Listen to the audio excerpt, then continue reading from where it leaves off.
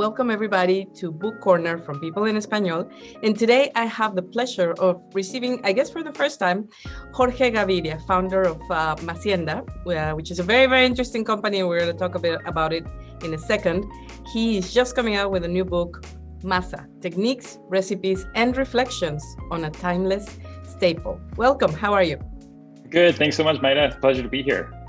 Yes, we're very excited. Before we started the interview, we were talking about your roots. Your mom comes from Mexico City. Your dad is Cuban or of Cuban roots. And they moved all around. This very, very interesting book, which I have the pleasure of having in my hands. And I loved and relished. Took you to many, many places, including obviously Mexico. And I want to call it the Taco Bible. I know that's not the intention. I know that's not the intention. But what a fantastic publication. It talks about every single memela, tlacoyo, gordita, flauta, and type of taco under the sun. It presents beautiful photos. It describes each and every one, the technique they're cooked with, and where they're coming from. And then Vitamina it puts T. into context. It's beautiful. Yeah. So the first question for you is, where did this idea of the Masa Book come from? One, thank you. That's the nicest. This is one of the first interviews I've done, and it's really nice to know, it's being received well. Thank you, Maida. We refer to this category as like vitamina T, like it's like all of the, tetelas, tlacoyos, tamales, tacos. But the idea came from, my journey started wanting to, I was working in fine dining in New York and working for farm to table restaurants. And I noticed that a lot of the foods, that I grew up eating, none of them were represented in the way that these foods I was working for and representing, in my work. There was something missing, like I grew up with Goya, and I'm nothing against Goya, but when you know that there's a connection there and stories and people on the other side of food, I wanted to know that and sort of establish a more deep connection. So that's where Masa journey started, because for me, the idea was to one day create sort of an experience of kind of Latin foods and ingredients and pantry items that had a deeper sense of connection. And Masa, when I thought about it, has perhaps the most connection to almost every Latin culture I could think of. From Mexico, obviously, to the Caribbean, to South America, North America. So, the journey started there. But when I started the journey, there was so little written on the subject, which I thought was really strange. How can something that is a multi-billion-dollar, market in the United States, masa, it's I think supposed to be 47 billion, in a couple of years in terms of market size. It's huge, just in the US.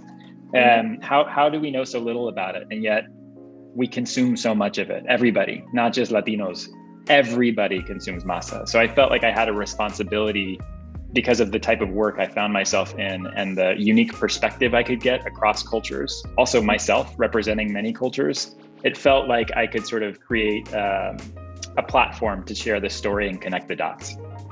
So let's go to the core of the subject, masa. This is an ingredient that has been consumed throughout the Americas for millennia. And it's funny because you mentioned, I grew up in Mexico City. And, when you go to buy the tortillas, to the tortilleria, you just see it and it's like part of life. It's like looking at a tree or looking at, a bulb in a house. Like, it's nothing, it's everyday life. But there is a very, very long and historic root behind it. And you decided to dig deep into this. So explain to our audience, what is masa? Masa is the greatest four-letter word of all time. So masa is a dough. Specifically, the translation is dough in Spanish. But obviously, in Mexico and other parts of Latin America, it is a very specific kind of dough. It's a dough made of corn, and not just any corn, but corn that has gone through a process called nixtamalization, which is basically a very, intimidating word to say that it goes through an alkaline cooking process, which gives it a lot of nutrition, a lot of flavor, and it makes it ready into a workable dough once it's ground. Mm-hmm. And obviously this masa is used for making one of the staples of American food, which is the taco. Yeah. And the gordita and the tortilla, obviously, made of corn, because there's also the flour tortilla, which is also very, very popular. And as you start digging deep into the story of masa, which, like we said before, it's millennia. So there's a lot of history behind it. And the name comes from, I guess, a Nahuatl world, the nixtamalization, the process of creating it. I'm sure you were like almost in over your head at some point. Then you went to Mexico, you went to Oaxaca, which is considered the cradle of civilization in the sense of that's where corn comes from. Tell us about this journey. Oh my gosh, I spent 6 months trying to figure out a way to connect with the origin, and the origin, it's believed that the origin is in Oaxaca or part of that Balsas River Valley, but certainly the origin is in Mexico. And so, if you think about terroir, if you think about where is the best, baguette you've ever had, the best sushi, the best, smoked fish, it comes from these places where the food originates. And so I felt like it was important to understand that and understand kind of what that root origin story was.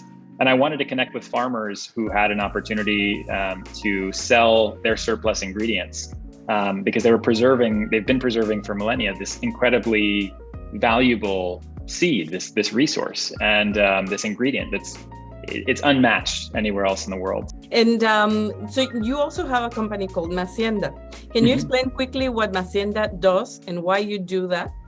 Yeah, Nacienda celebrates the richness, and diversity of the Mexican kitchen and pantry with a real love and focus for masa. That's how we started. But, I think the way I like to think of it is sort of, if you were to think of, a Mexican or a Latin Food 52 or a Williams Sonoma, we do that, but with a really deep sense of connection to place. Everything we do is direct with the farmer, direct with the producer. A molcajete that we make is custom designed with the cantero in Puebla with their collaboration. So we really try to kind of create a sense of community throughout that entire chain, food chain and product chain, with a focus and a love for Mexico. Yeah, the book is like they say, de la vista nace el amor. When you see it, you fall in love. In this case, when you see the book and you go through the photos, you get super, super hungry. Yeah, so that's I'm the here goal. to tell you, this book is not just for corn nerds. This book is for every single person who enjoys eating a good tortilla or a good product made with masa and corn. Thank you so much, Jorge Gaviria. We really congratulate you for this book. Everybody, go get it. Practice with these recipes. I'm sure you're going to love it. Thank you so much. Thank you so much, Maida.